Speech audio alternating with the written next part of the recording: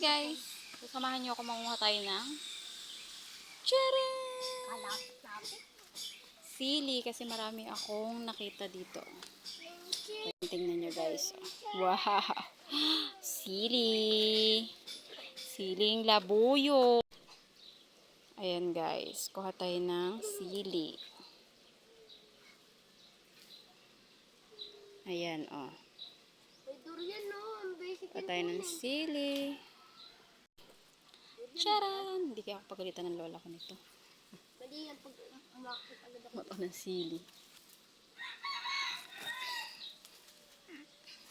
Kasi masarap to habang kumakain. Huwag nga akong... Wala na. Parang natuyo na yung iba. Mag-harvest tayo ng siling labuyo. Init na pala. Dito ako sa aming hacienda. Hacienda. Ay, init. So hot. Meron na tayong nakukang sili.